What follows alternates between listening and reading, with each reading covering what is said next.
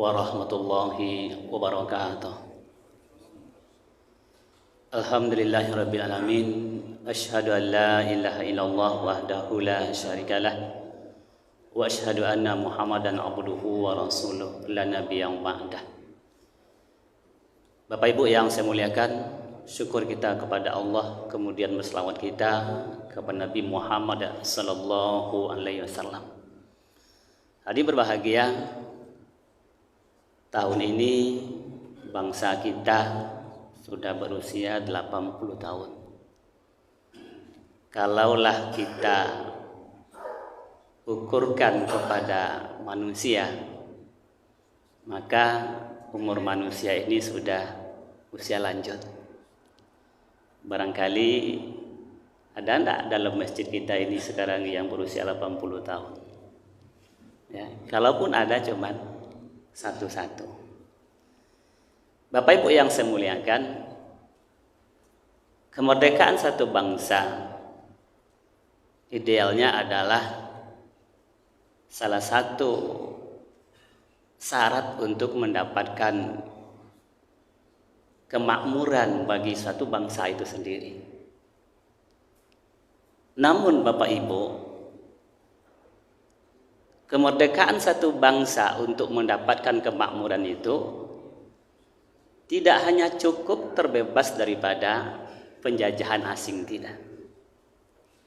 Ada hal-hal yang sifatnya juga dianggap menjajah, tetapi kita tak menyadari kalau itu penjajah.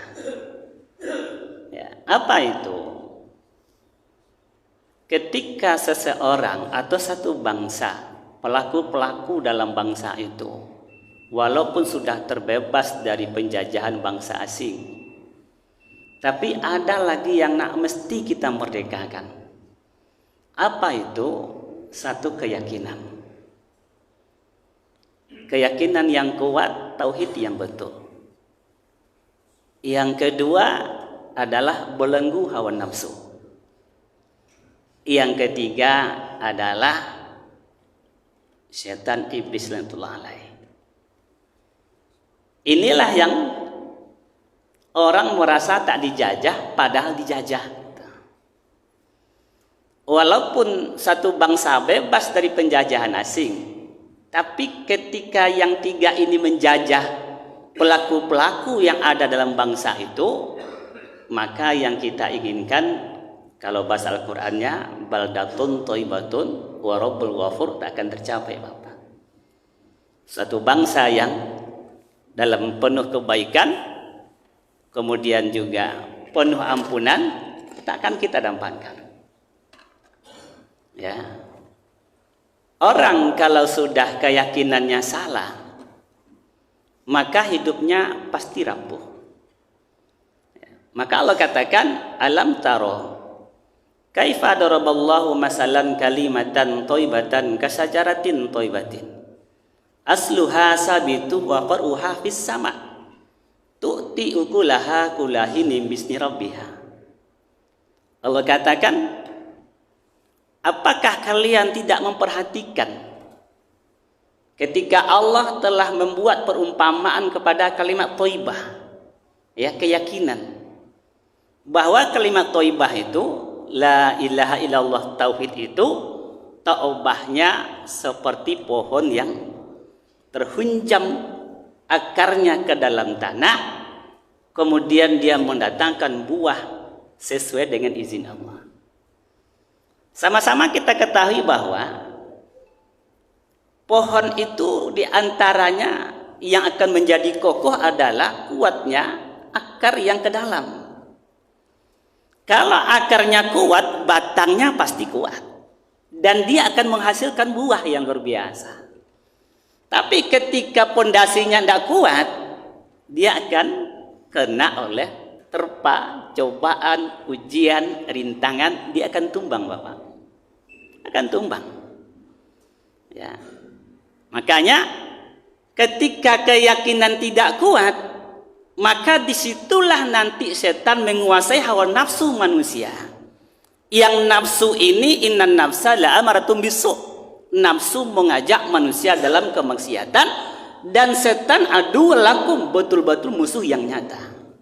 Disinilah nanti dia akan bersekongkol untuk menaklukkan pelaku-pelaku itu.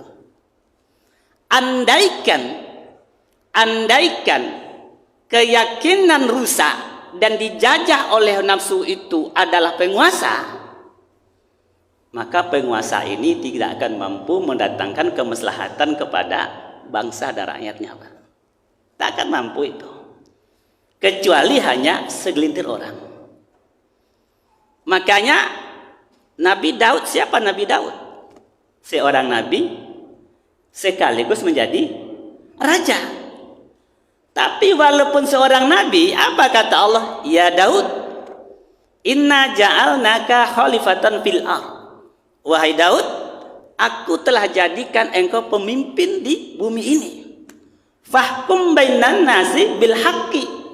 Maka ketika engkau berhukum, berhukumlah yang adil. Wala tatabil hawa.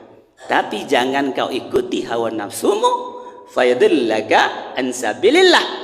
Ketika engkau mengikuti hawa nafsumu, maka engkau akan sesat dan sesat daripada jalan Allah.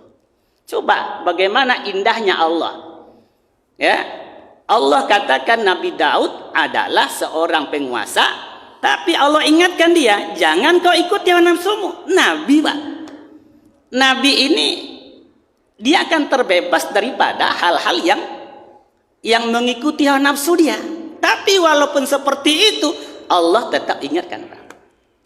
Ya, kenapa? Di ujung ayat itu apa? Kalau kau mengikuti hawa nafsumu, kau tak akan bisa berlaku adil gitu.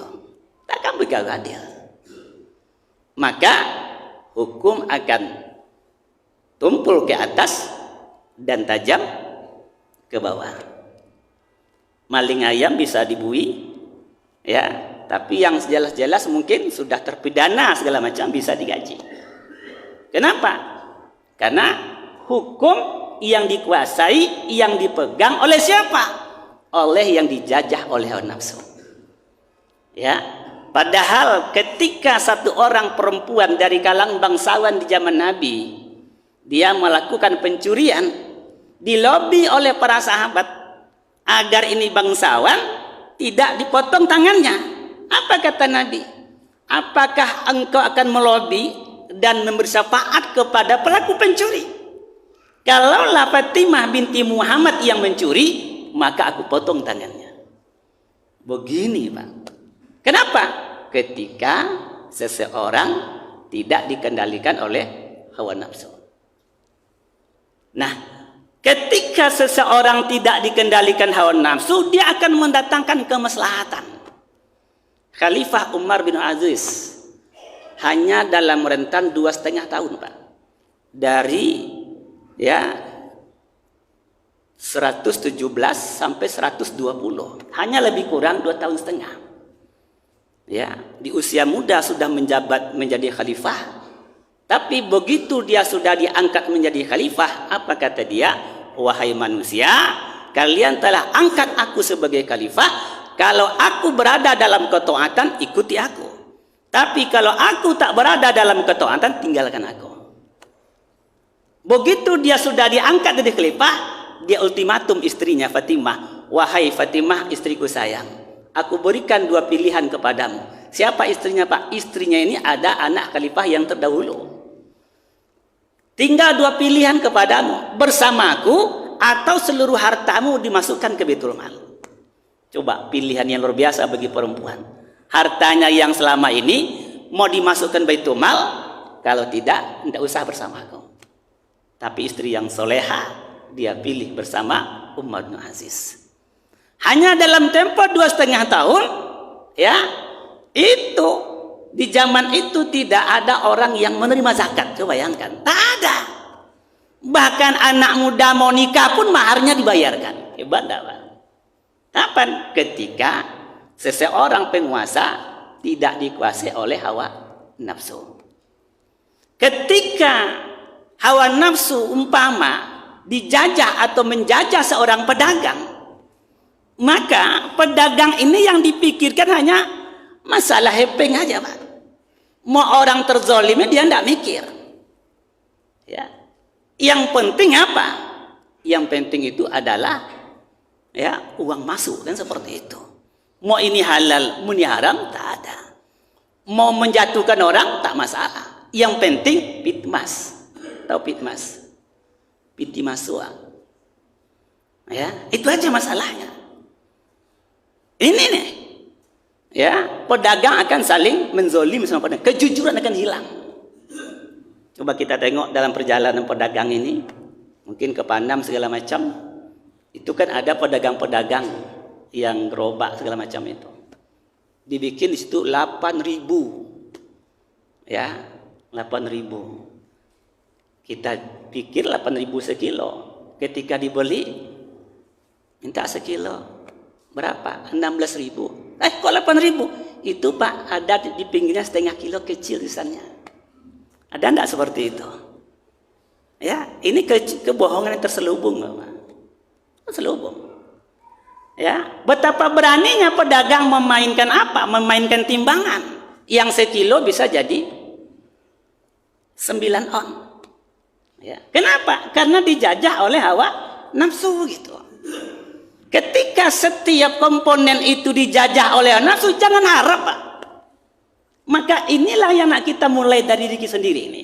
Ketika satu kepala keluarga itu dijajah oleh hawa nafsu, seorang bapak, seorang suami dijajah oleh hawa nafsu, dia tidak mikir itu. Mau anaknya sholat, mau tidak, dia tidak pikir. Mau istrinya keluar rumah tutup aurat, mau tidak, dia tidak pikir. Ya, betapa banyak hari ini ketika mereka mengaku muslim tapi dijajah oleh nafsunya apa? Ya, tidak sholat, keluar rumah buka aurat.